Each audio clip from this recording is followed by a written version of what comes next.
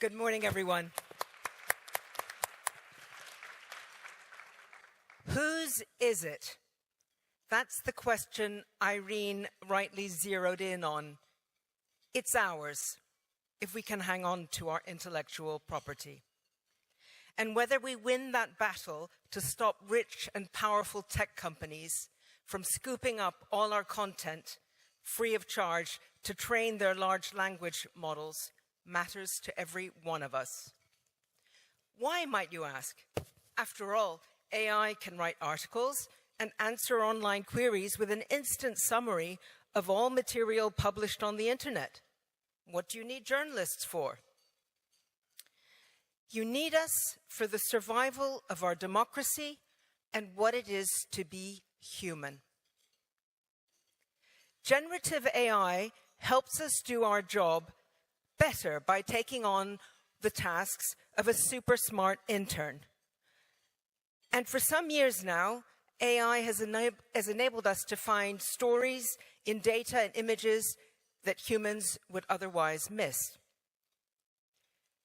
But it also puts pressure on human-led journalism to up its game and focus on things that humans do best, distinguishing between facts and fakes, exercising original thought,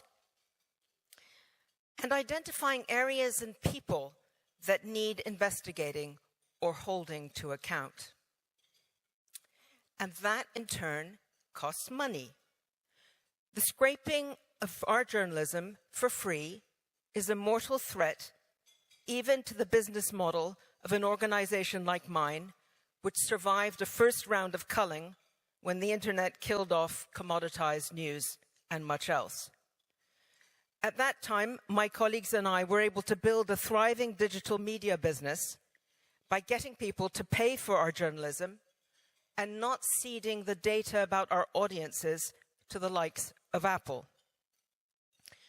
Arrayed against us this time are data-hungry tech companies, some of whose bosses you don't even need humans in the loop, and who, for the most part, don't want to pay anybody for the content that is the essential fuel for their macho arms race for AI supremacy. Without a healthy media to hold them to account, can we trust tech companies to look after us and our humanity, including our freedom from oppression in still free societies? I don't think so. Look at how Meta changed its algorithm to deprioritize news or canceled fact-checking outside the US. In the US, forgive me. Or remember how Elon Musk turbocharged X to prioritize extreme viewpoints, often not grounded in fact. It's against this backdrop that the FT's new CEO, John Slade, first mentioned the concept of a NATO for news. The idea of a defensive alliance against hugely rich and powerful tech companies to stop them ripping off our content is taking shape with a group of media companies exploring jointly how we might create a marketplace offering AI developers access to our journalism on a paid basis. One silver lining in the battle so far is the sort of licensing agreement reached by OpenAI with individual media companies like the FT, and starting with Springer here in Germany in December 2023. But not everybody's prepared to pay or accept a deal. The BBC is suing an AI outfit called Perplexity, and instead of a licensing deal, the New York Times opted to sue OpenAI in a landmark case where the stakes are high. If the court finds in favor of the New York Times, this will open the way for anybody else to claim compensation from tech companies, which is clearly not in their interests. Conversely, if the New York Times loses, we really are on our own in Europe, as I don't think President Trump will rush to protect the copyright of mainstream media organizations. It was only this week, as Chloe mentioned, that the US Senate threw out the administration's proposal, backed by Silicon Valley, to ban US states from regulating AI for the next 10 years. In Europe, the EU's AI Act and Copyright Directive require creative industries like ours to opt out of text and data mining, or by default, allow journalism to be scraped by tech companies for free. So we're not too pleased with that either. This is a far cry from the original aim of the opt-out plan to facilitate medical progress by sharing scientific knowledge. In the UK, we're taking advantage of our rarely used and rarely useful Brexit freedoms to plot a middle way. After the new Labour government agreed to consult on whether it should adopt the EU's opt-out approach, the reaction by our and other creative industries was so fierce that the Science Minister had to admit he regretted favouring opt-out versus opt-in in a forthcoming AI Act, which will hopefully be changed as a result in the UK. This is an early win, but nothing more than an opening salvo. And the more society, all of you, all of us, understand what this battle is all about, the better it will be for all of us. Thank you for listening. Thank you very much for that. As Leila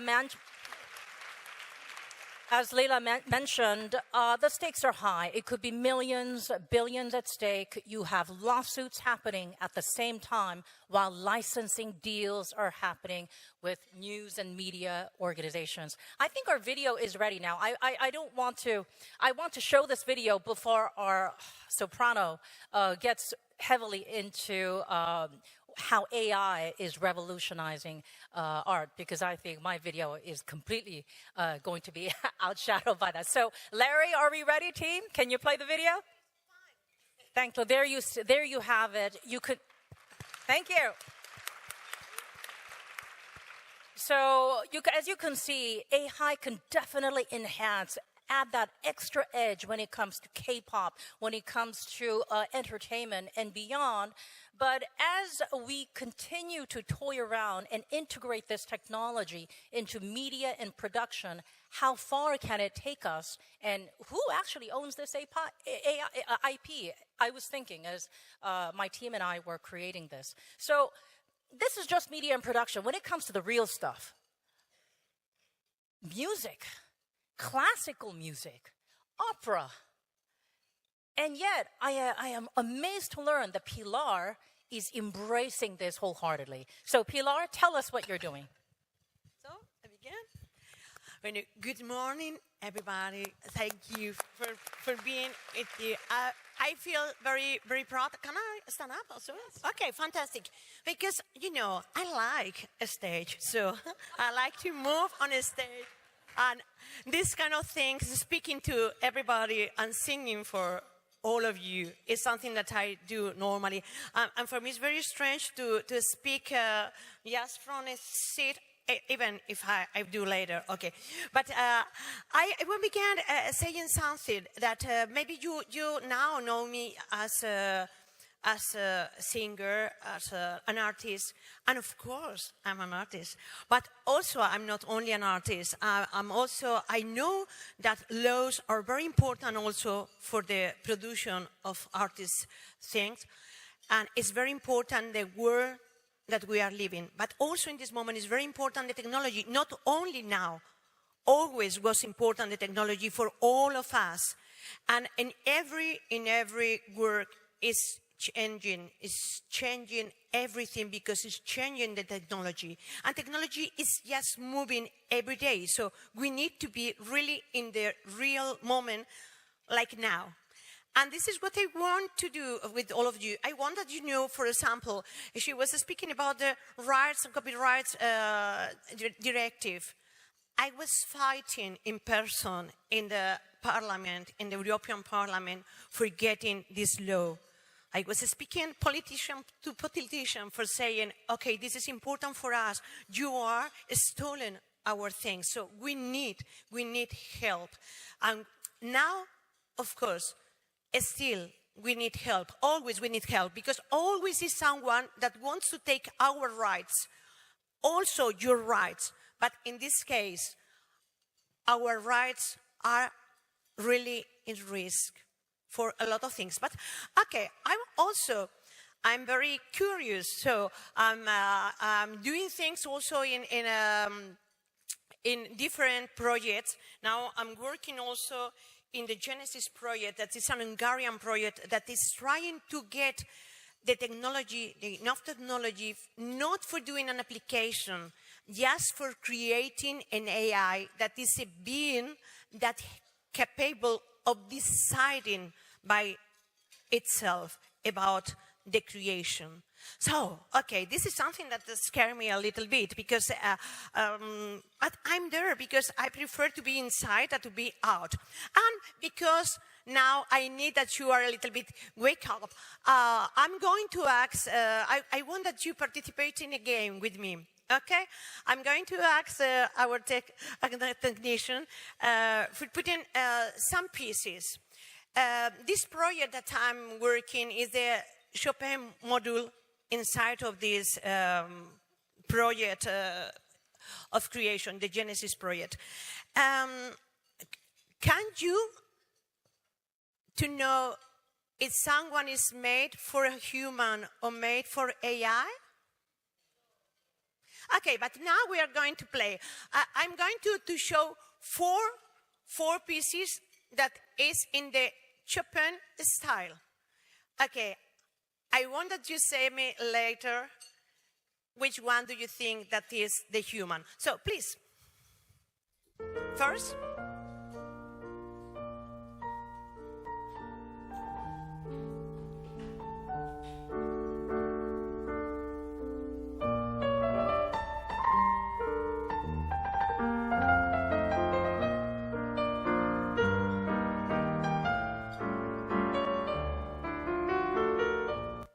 The second one, okay, first, this is the second, remember, because then I'm going to ask you. Second, please. Don't stop now. What happened?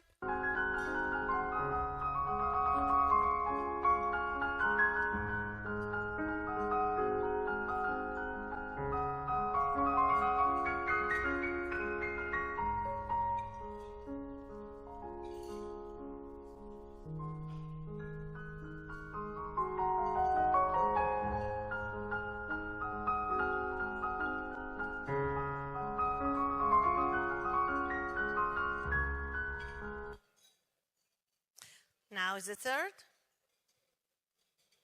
Remember?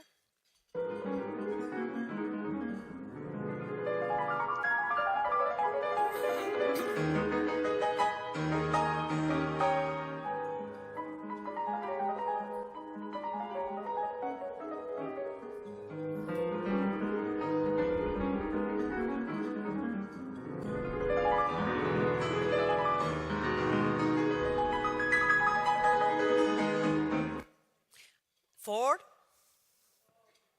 Okay, it's only four, but remember which one thinks that is Chopin.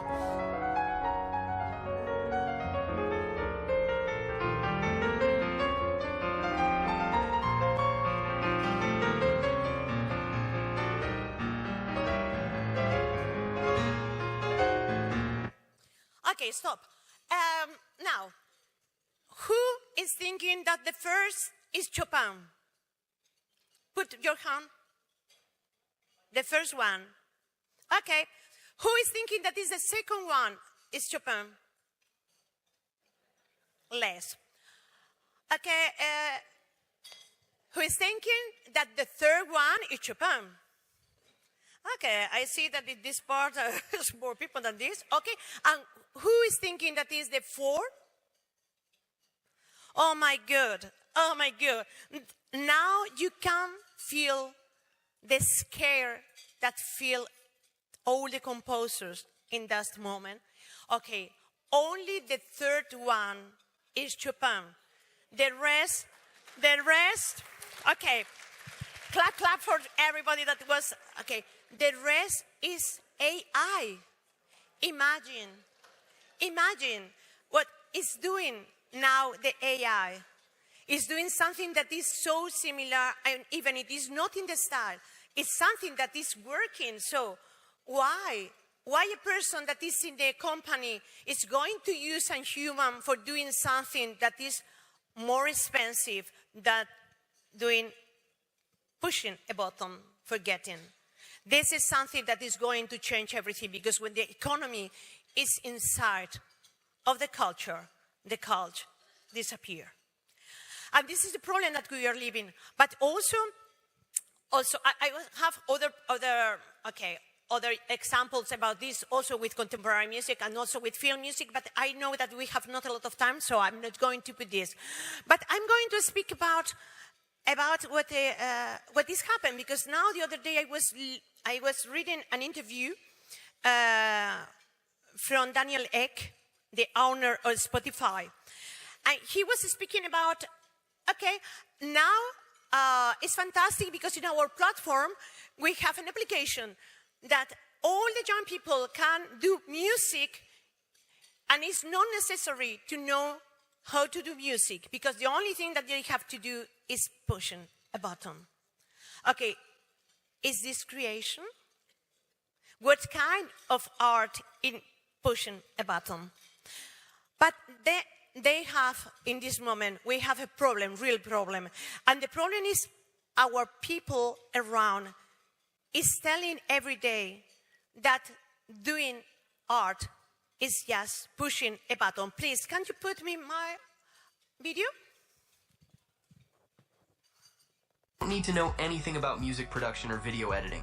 If you're thinking, but I've never made music in my life, don't worry. We'll take inspiration from music videos that are already viral. That means you're starting with a proven formula. Now listen carefully. Music videos get millions, sometimes even billions of views. Yeah. And thanks to AI, you can now create your own without win a lot spending of a dime money on pushing a equipment or button. crew. This is pop music for AI. Everything is made for the AI. And also, if you don't like this, we have another possibility. And this is just with a button, 5 minutes. You touch the sky with every word you say, but I'm still grounded in the mess we made. So, and this is the result.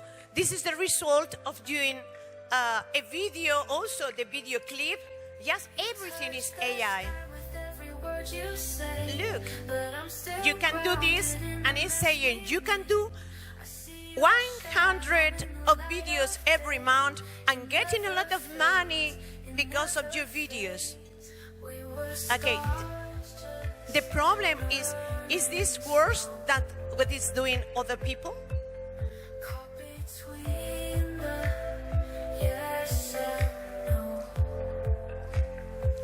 Okay, you can stop.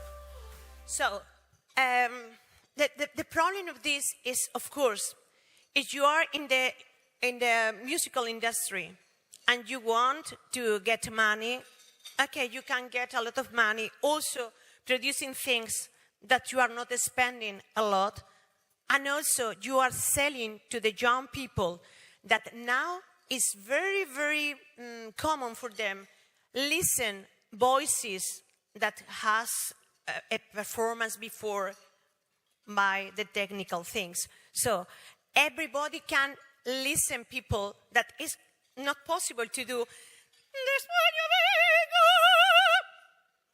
Of course, this is not possible because the most part of people that you are listen in a pop music also say, but don't worry because after this come the technician and say, don't worry. I say, oh, hello, this is Mario, yeah, hello. And it's changing with the auto-tune. So this is the world, this is the fake world that we are living. And because of that, I'm going to sit now, okay, forgive a little bit more dramatic moment. And I'm going to read something that I was writing for all of you. This is my manifest for this moment, and it's very important that you understand what I say, because it's not written only with the head, that of course, it's written also with the heart. And it's very important because heart Okay, this feeling is the human feeling still, because I'm very sure that little by little also AI is taking our feelings also in the algorithm. So I'm going to read this manifest for all you. We live in an age where everything, absolutely everything, is turned into content. A piece of art, an opinion, an emotion. Everything is clipped, labeled, and pushed onto a screen as something consumable. And without realizing it, we are allowing the value of culture to be measured only by its virality. But culture is not just information. It is not quite entertainment. It is not value content designed for metrics. Culture, and this is very important for all of us, culture is identity. It connects us to our roots, to our future. It's memory, but it is also critique. It is resistance. It is the space where a society asks itself what it wants to become. And to keep that alive, we need artists who think, who speak, who dub, who act with ethic. Because the most dangerous part of our present moment is not artificial intelligence itself, but the speed at which it is colonizing language, images, and music without us stopping to ask what we are losing in return. This is not about fear. It is about awareness. Yes, AI can collaborate, it can enrich, it can amplify, but it should never replace the human root of creation, because an algorithm cannot suffer, it cannot laugh, it cannot fill with beauty. And that mystery, that blind spot that makes us profoundly human, it got turned out into something that transforms. That's why this space exists. That's why the culture exists. Not to reject technology, but to defend a critical gaze in the midst of all the noise. Because only by asking questions, we can decide what we want the future of art to become. And I, as an artist and creator, and a lot of things more, and also as a woman, will not give up on that conversation. Thank you. Thank you so much for enlightening us.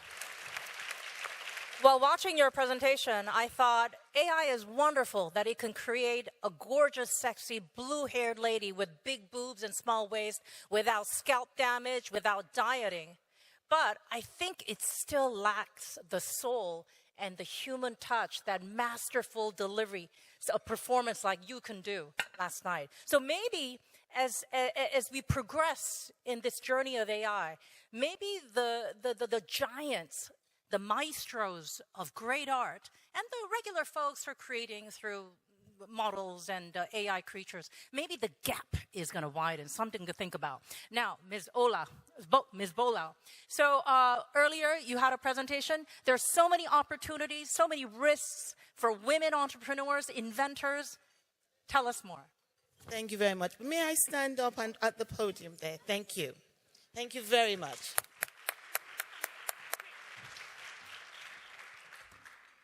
Right, I don't know whether this one is working or this one. Is it the two? Can I use this one? I think I'll use this. Okay, thank you very much. So good morning, everyone. What a great day we had yesterday. The evening was just absolutely fabulous. Thank you very much, Irene and your team. I had a great time. And thank you to all the phenomenal women that I met, that I spoke to. Thank you for being so enlightening. I was absolutely thrilled. Right. This morning, I want to speak to those women who own businesses or are thinking of owning a business. because all this talk about AI is something that I think that we need to go back to basics. We need to understand what this means to a small, medium-sized enterprise. The Global Women Inventors and Innovators Network, we see thousands of women with businesses, those with creative ideas, those that think out of the box. It doesn't matter whether it's a small business in a beauty salon to a big high technology business. It doesn't really matter. What matters most is how you see your business, how you value your business, how you value your creativity, how you put yourself out there into the world with integrity and tenacity. But what I find sometimes is a lot of the women that come to us appear to know everything, but really don't know very much about protection of their ideas. And in most cases, again, some small enterprises, they've got to do everything. And time is always a challenge. So how can you know everything when you're the person handling everything? So this is one of the reasons for why we raise awareness of intellectual property rights. We raise awareness, but we are not patent attorneys. So let me put that disclaimer out there. We signpost. And now that AI is here, a lot of small-sized medium enterprises are using AI every day. They're just touching the button, just as you said, just to get things going. I just want a show of hands. How many of you own businesses here, please? Can I just see your hands? Oh, good. So I'm talking to all of you.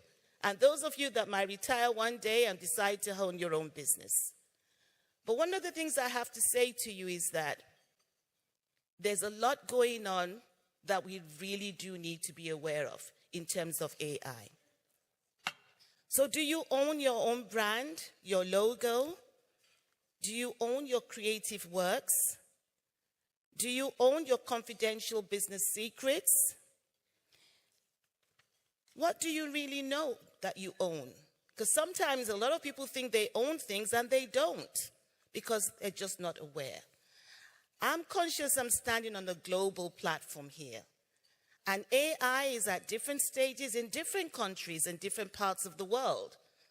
So one size doesn't fit all, and we're not all at the same level of understanding, knowledge, and awareness. So please forgive me if I go back to basics, because some of the things I'm going to say, maybe most of you know it. And if you don't know it, well, oh, great, that's a bonus. You get to learn something today. So what am I saying? These are all invaluable things that you own, and it's crucial that you understand the need to protect it. But what I'm going to talk to you about today is not so much about you protecting your ideas and your works, but it's so much to do with AI.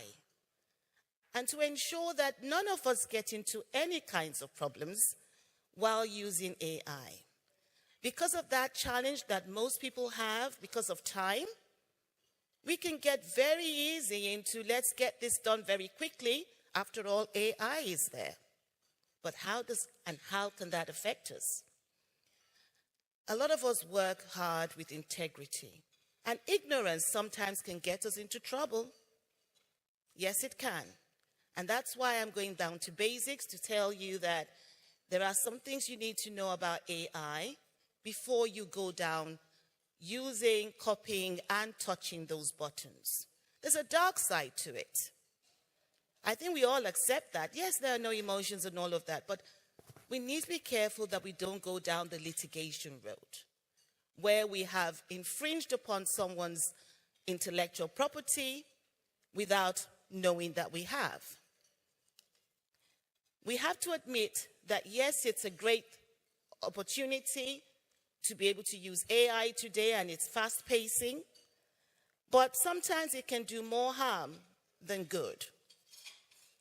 So I just want to go through some of the things that you need to know about, because some of the things I wanted to say have been mentioned, and I don't want to repeat them. But can I just have a show of hands again if you actually go online and search for things and then use them in your business? Like Canva. Does anybody use Canva? Yeah, a lot of hands. Yes, ChatGPT and all of those sort of things.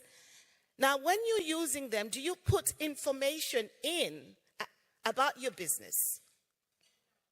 Because if you put information in, now it might not be you, it could be members of your staff wanting to get work done very quickly.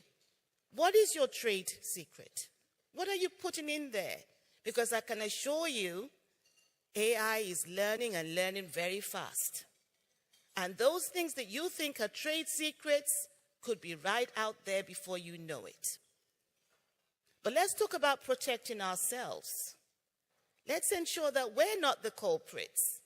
Let's ensure that we're not the ones infringing on other people's copyrights, trademarks, patents. And that means we need to be vigilant, we need to be aware, and we need to be certain that we're doing the right thing. We need to be out there looking to ensure that we're not just going there and using AI for our benefits, because we need to avoid litigation. That very thing that we wanted to save us time is that very thing that could take us down a route where it could be very, very costly. Now, I don't want to be the bearer of bad news because I'm standing here saying litigation, watch it, watch out. But it's the truth, and it is a fact. And it's something that we see every day at Global Women Inventors and Innovators Network, because a lot of women think out of the box, invent wonderful things, but at the same time, with AI, they can and have gotten into trouble. So why should intellectual property and AI matter to enterprises? Mainly because we just don't want to be caught out. We just don't need that hassle. We don't need it at all. The costs of legal teams, rebranding costs, just because you're caught using unauthorized intellectual property rights of others. We have to ensure that we keep our reputation for small businesses. Many need research and development to grow. And imagine if it's out there that branding, that hard work has gotten a reputation for taking and infringing on others. So it's very important that we take certain steps to ensure that we're well protected and we're aware and well enlightened. So there are so many things that SMEs have to look out for, and I think that I'm just going to read out some of them, not all, just to give you an idea. So some of the things that you need to think about are the problems that could come up in terms of when you use someone's intellectual property, in terms of your reputation, of the brand, in terms of how you use copyright, trademarks, patents, design registrations, and so on that are online. This could cause negative publicity. It could affect the trust factor. There are lots of people who are out there and people just don't trust them simply because they believe that they're producing fake things. We have designers today that just go online and just say, design this, that, and the other. Make sure it has a beautiful color, and make sure, and then that's it. Only to find so many people have paid so much for that particular design that is AI, and nobody can tell who actually owns it. Now, I don't believe that we have the protection of the laws in terms of regulations yet, but we still need to be very cautious about how we use these things. So the impact of SMAs is that when you use AI tools whose training data was acquired illegally, they could face secondary infringement claims if the AI's output is deemed to be infringing on existing copyrights. I'm going through this very quickly because I know that we have someone that's going to be able to help us out in terms of the protections aspects. But I do believe that it's important that we look at some of the findings that we found in the UK.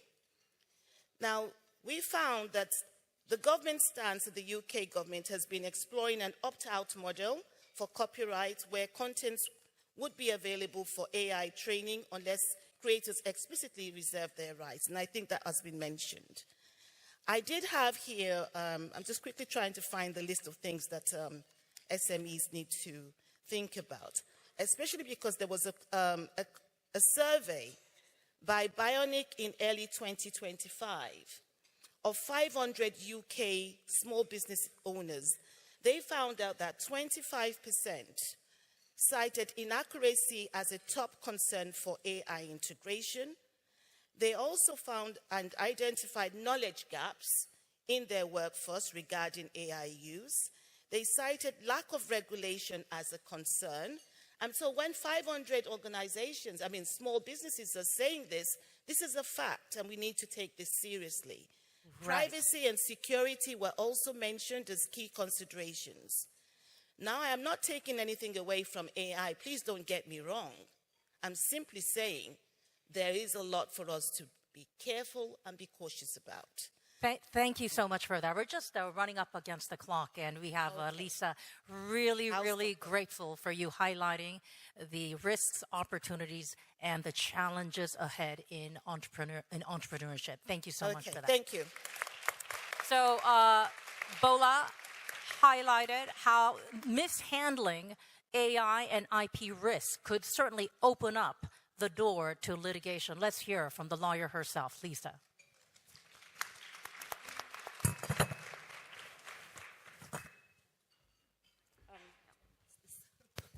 I'll just take this one. Thank you very much for having me, and good morning, everyone. So I want to take the next few minutes to talk about the legal perspective of things. So we heard a lot about that artists in particular have a lot of pain and are very upset with big AI companies just using their works for training AI models, which is totally understandable. And there's a lot of things going on in politics right now. We heard about the US just voting against the bill that would have banned AI regulation for the next 10 years. Then there's there's corporations in the EU which are going up to the EU Commission to push for another 2-year stay of the AI Act. So there's a lot of things going on. I want to take a step back and just focus on the legal side of things. I want to talk about 3 main aspects. I want to talk about input to AI. I want to talk about what's protected when it comes to output of AI. And I want to talk about the application of the AI Act. These are the 3 main things. Just because of the matter of time, I'm just going to focus on copyright here. I'm hoping this works. Yes, great. So what you probably all already know is that AI feeds on data and copyrighted material. So in order for generative AI to be able to produce all these great images, the music we just heard, and also the videos we just saw, AI needs data, and it needs copyrighted data most particularly. To do AI training, we need tons of these data. And this begs the question of whether AI corporation can just go ahead and take whatever's out there and use it for the AI training, or whether they need permission. And in the EU, we already heard about that there's a law in EU copyright that actually permits copying of copyrighted data without permission for text and data mining, which is a technology that many argue to be the foundation of AI training as well. I would argue so as well. And this means that actually anybody can go out there and take what's copyright protected, copy it, and use it for text and data mining. This law also has an opt-out option, which we already also heard about. So artists, creatives have to get active to actually protect their works from being used for text and data mining. There's another discussion going on in the US where they apply the fair use doctrine, which is a concept where they are discussing copyright implications on a case-by-case basis. So it's not just a single provision that would apply to all situations, but there are certain factors that have to be valued in. For example, there's one case where it was ruled that taking books, copying, digitizing them for the purpose of AI training would probably qualify as fair use. But as you can already see, different countries mean there's different rules on using data for AI training. And due to international treaties, such as the Berne Convention, it is also important to know that always the local copyright applies also to foreign works. What does it mean? So when I'm based in Germany and I'm taking a Brazilian blog article, for example, and I download it, I copy it, I edit it, and I use it for AI training, I only have to obey German copyright laws. And the same goes for Brazil. But the problem is I don't know what the copyright is in Brazil, and the Brazilian author of that blog post probably doesn't know what's going on in the EU or Germany. And since in the EU, as I pointed out before, we have this opt-out option, the person in Brazil would have to know about this option to enact it. And this is what's very challenging about the input side of AI. Now let's take another look at the output. We already saw a lot of great creative output before, and also for the protection of this output. So whenever you're creating this output, protection varies by country, of course, because we've seen there's different copyright jurisdictions all over the world, and also by the technology used, because AI can be used in an assistive manner. So it can be used as a tool. You can guide it towards the creative process and towards a creative product that you have in mind. But of course, you can also just press a button. So for example, the image that you see here was created with, I think, Gemini, where I just prompted creative outburst as a prompt. And this was like the only instruction I gave to the AI model, and everything else was just decided by AI. So this is probably not protected by copyright because there is not sufficient human factor in the AI output. And this would basically mean that anybody can go ahead and take that and copy it. Same for other images that would be out there, or music or videos. Even though it's easy to create them, it's not easy to protect them. There is one trick. If you want to protect work you created using AI, you could just edit it, you could modify it, you could add your own touch to it, and thereby possibly create at least a bit of a human factor in the output, which might help you protecting it from being used by others. And the third aspect that I want to touch upon, just briefly, is the AI Act, which you already heard about as well. It's a new EU law, which has been around since last year, August. And it's mostly product safety regulation. So it's not essentially about copyright or IP, but it's about product safety. So it regulates that certain unethical practices would be prohibited in the EU, for example. Other practices would be classified as high risk because they pose a threat to human beings, they would cause probably damages, so the EU wants to regulate them. It applies to providers and deployers of AI systems, so whenever you are creating products or AI systems, putting it out in the market or using them themselves, or whether you are using AI systems. So deployers means user in this context, which I find really important, because when you are using ChatGPT in a company, the AI Act might already apply to that use case, which many people are not aware about. It applies to all AI systems, models, and AI outputs, and I think it's what is very fascinating and very important to know is that it all even applies if you are not based in the EU. So when you're placing a product in the EU market or putting it into use within the EU, even if you're based outside of the EU, the AI Act might apply to you. Again, as with the copyright provision we heard about before, it's very important to know that even if you're not based within the EU. But there's also good news. We heard about high risk and prohibited practices, but these are only about 20 or 30% of AI use cases. About 70 or 80% of AI use cases, such as using AI translation tools such as DeepL or ChatGPT or DALL-E, would not qualify as a risky AI application under the AI Act and would therefore not bring any bold obligations for companies, which I think is good news. There's one exception. Even if you're just using ChatGPT in your company, the AI Act requires companies to train their employees in AI literacy. So I think it is really a learning opportunity that we get there, because it gives us the chance to also teach our employees about what not to put in an AI system, which we just heard about. It's very important that you do not forfeit your trade secrets, for example. So this is really a chance to take a step back and also learn about AI. So some key takeaways. What you learned right now is that AI is certainly not unregulated. Some argue it might be overregulated within the EU, but there definitely is legislation that is worth looking into.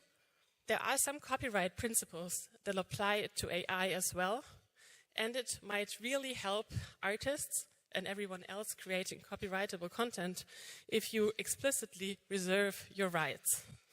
So how does it work? I created a short to-do list. I was told that you might be able to get the slides afterwards, so you can look it up again if you want to. So what you already did is you learned about the opt-out options if you want to protect your assets within the EU. So this is something that you can already check off the list. If you want to declare the opt-out, I prepared a website where you can basically look up options that are out there to do so. You also need to learn about your local AI-relevant copyright laws, and you also heard that it's important to edit AI-generated output if you want to obtain some degree of copyright. It's very important to learn about your local AI legislation situation, and of course, whether the AI Act applies in your case. You already heard that it might if you are importing AI into the EU. And it's very important if you are creating products which are leveraging AI, or if you're creating AI systems, for example, to check if your products are actually used in the EU and consider implementing the processes of the AI Act in your company. So these are the key takeaways, and I really hope that I can provide you some insight into the AI and IP situation out there. Thank you so much, Lisa. Ladies, so if you would, thank you so much. So if you would like to protect yourself, the key summary here is how do you protect what you produce? You go to that QR code, and plus, those of you in Europe, you are best protected thanks to the EU AI Act. For the rest of us out there, not so much. You can opt out, but it doesn't mean your content is going to remain protected. So tough luck for us. And remember, we're in the early days of AI. There is so much going on. We heard wonderful presentations for our 4 speakers, Leila, Pilar, Bola, and Lisa. Hats off to my first lineup of presenters. Thank you so much. I'm Chloe Cho. Have a fantastic rest of the day.